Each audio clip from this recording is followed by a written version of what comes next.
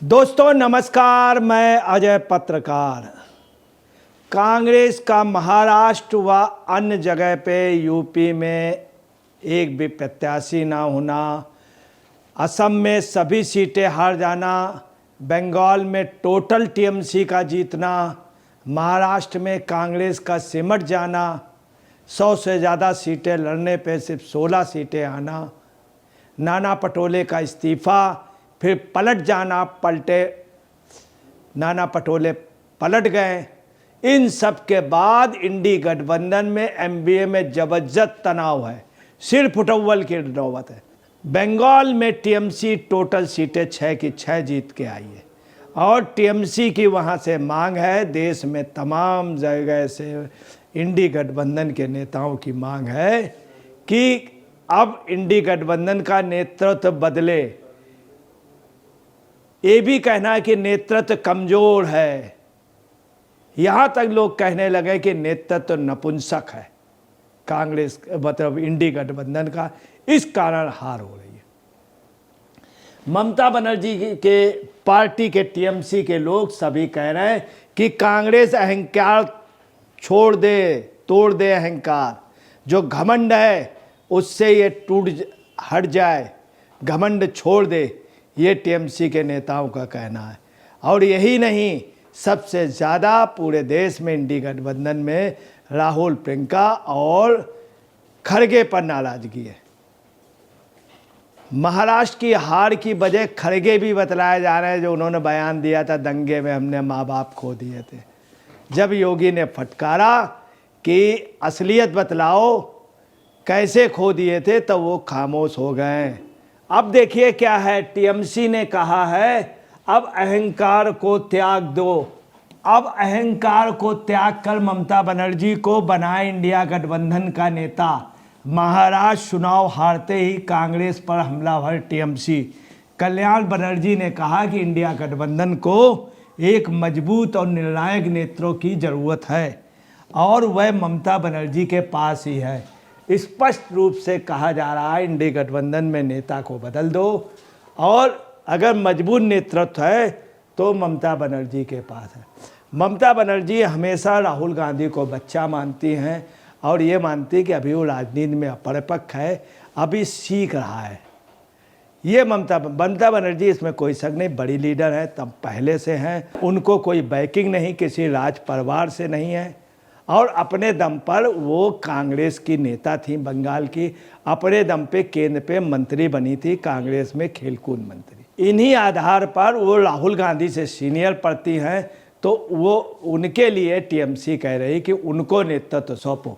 ममता बनर्जी के पास मजबूत नेतृत्व है और उनके पास ज़मीन से जुड़ाव का अनुभव भी है।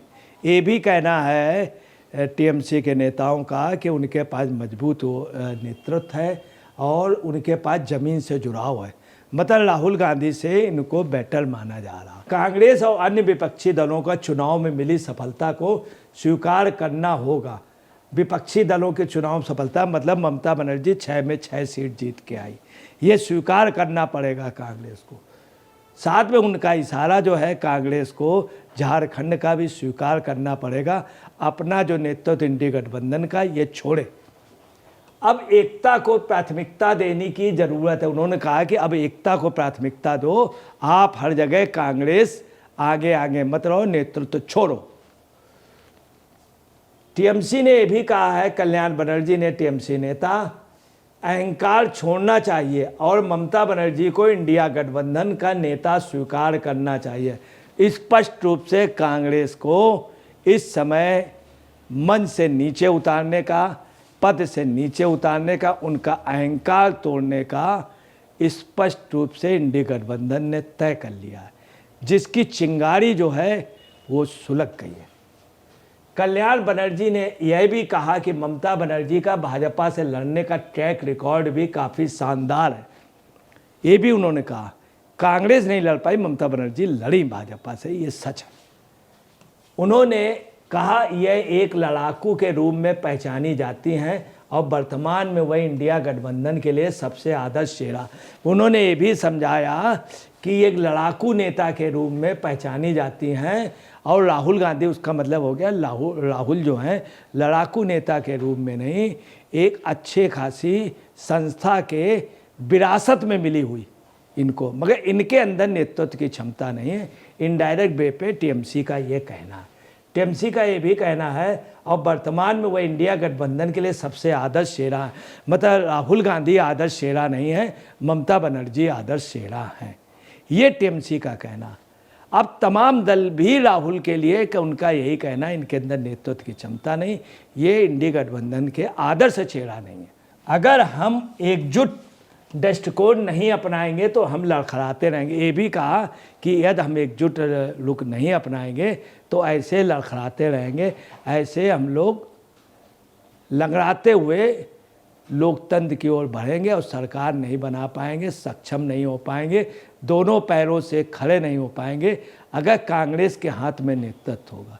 मतलब आप चले महाराष्ट्र की हार कांग्रेस के लिए केंद्रीय नेतृत्व तक जाएगी। अब देखिए, अब स्पष्ट रूप से ममता बनर्जी को टॉप पे दिखाया गया, खड़गे और राहुल गांधी को बौना शो किया जा रहा और बौने साबित हो गए। अब देखिए, यही नहीं, इन सब के बाद महाराष्ट्र में भी आग लगी है। नाना पटोले ने इस्तीफा दे दिया था, बाकायदे उनको कह दिया था खड़गे ने, परंतु अब वो खामोश हो गए। उनका कहना हम क्यों इस्तीफा दें, कांग्रेस के और नेता दे, खास तौर से वो चाह रहे ये सामूहिक जिम्मेदारी एमबीए की है, संजय राउत भी दें, क्योंकि संजय राउत ने कम नहीं बोला है नाना पटोले के लिए, दोनों की खूब अदावत चल रही थी। तो उनका मानना शरद पवार भी दें, संजय राउत भी दें, उद्धव ठाकरे भी दें और कांग्रेस के अन्य नेता भी दें। नाना पटोले पर राहुल गांधी के प्यार से बंटाधार ये भी पूरे महाराष्ट्र में है कि राहुल की जो मोहब्बत की दुकान थी उसके आउटलेट का जो सबसे बड़ा ठेकेदार महाराष्ट्र में था तो कौन था, नाना पटोले। और वो भी पलट गए, वो चुनाव में भी पलट गए, हार गए, और अभी इस्तीफा दे दिया था फिर पलट गए, क्योंकि अब उनका कहना कांग्रेस के और भी नेता इससे वो जान गए कि हम तो गनीमत है पहले इंडी गठबंधन के नेता का इस्तीफा हो, फिर खास तौर से शरद पवार का हो, संजय राउत का हो और महाराष्ट्र के नेताओं का इस्तीफा हो, उसके बाद हम इस्तीफा दें। राहुल के मोहब्बत की दुकान के आउटलेट माना जाता है नाना पटोले को। महाराष्ट्र का विदर्भ में कांग्रेस का गढ़ हुआ करता था, वहाँ से भी सुपड़ा साफ हो गया, जहाँ राहुल गांधी की सबसे ज़्यादा पहचान थी, सबसे ज़्यादा राहुल गांधी ने मेहनत की, नाना पटोले ने साफ हो गए। महाराष्ट्र विधानसभा चुनाव में कांग्रेस की करारी हार के बाद प्रदेश अध्यक्ष नाना पटोले के नेतृत्व को सवाल उठा रहा है। पार्टी आलाकमान समीक्षा की बात तो कह रहा है, लेकिन पटोले के खिलाफ कोई कार्रवाई होगी या नहीं, इस पर सभी की नज़र है। नाना पटोले राहुल गांधी के करीबी कहे जाते हैं। वहाँ के कांग्रेस के कार्यकर्ता चाह रहे हैं, शिवसेना भी चाह रही, यूबीटी इनके ऊपर कार्रवाई हो, संजय राउत भी चाह रहे हैं, नाना पटोले की वजह से हार हुई। अब आप देखिए राहुल के इतने करीबी, आप देखिए राहुल एक किस तरह से खड़े हैं गुलदस्ता देते हुए। राहुल के पास हेमंत बिश्व शर्मा कई सालों तक मिल नहीं पाए, कई सालों तक मिल नहीं पाए। आप देखिए अंदर घर तक पहुँच थी, आप दोनों नेताओं को देख सकते हैं, अंदर घर तक राहुल गांधी और नाना पटोले सबसे खास थे। और कांग्रेस कार्यकर्ताओं का कहना है कि हार की वजह सिर्फ नाना पटोले और राहुल गांधी है। अब देखिए यही नहीं, इनका ये भी मानना है शरद पवार भी इस्तीफा दें, संजय राउत भी दें और साथ में उद्धव भी दें, एक साथ जवाबदेही बनती है। अब नाना पटोले पलट गए हैं, क्या कह रहे हैं, एक साथ जवाबदेही बनती है, मैं नहीं दूंगा इस्तीफा। मतलब एक साथ का मतलब शरद पवार, संजय राउत, उद्धव ये सब इस्तीफा दे, मैं नहीं दूंगा इस्तीफा। एमबीए पर भी बोले महाराष्ट्र कांग्रेस चीफ नाना पटोले, एमबीए पर भी इशारा कर दिया इस्तीफा दो तुम लोग तब हम देंगे। महाराष्ट्र कांग्रेस अध्यक्ष नाना पटोले ने को स्पष्ट किया कि वे पार्टी अध्यक्ष के पद से इस्तीफा नहीं दे रहे हैं। नाना पटोले ने अपनी अटकलों को खारिज किया, जिसमें कहा जा रहा है कि उन्होंने अध्यक्ष पद से अपने इस्तीफे की पेशकश की। पटोले ने बयान जारी करते हुए कहा सबकी एक साथ जवाबदेही बनती है। उन्होंने यह भी कहा महाविकास अघाड़ी एकजुट है और लोग महाराष्ट्र विधानसभा के जनादेश पर संदेश जता रहे हैं। इससे पहले खबर आई थी कि नाना पटोले ने कांग्रेस अध्यक्ष मल्लिकार्जुन खड़गे को अपना पद छोड़ने की पेशकश की थी और जिम्मेदारी से मुक्त की बात की थी। ये कह के नाना पटोले ने अपने को बचा लिया था, वरना कांग्रेस के कार्यकर्ता इनके घर पे जाकर के धरना प्रदर्शन करने जा रहे थे। यही नहीं, बहुत ज़बरदस्त, सबसे ज़्यादा कांग्रेस के कार्यकर्ताओं को आक्रोश था नाना पटोले के साथ। यूबीटी के नेताओं को ये कह के इस्तीफा दे रहा हूँ, इन्होंने अपना बचाव कर लिया था नाना पटोले।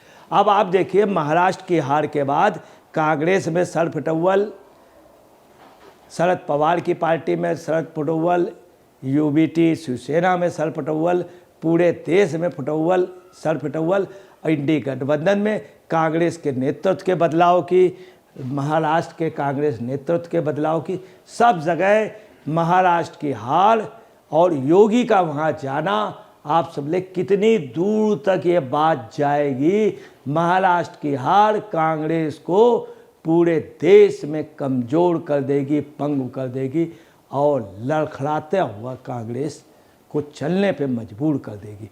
ये बात खुद कांग्रेस के लोग और साथ में टीएमसी के लोग कह रहे हैं। दोस्तों नमस्कार, मैं अजय पत्रकार।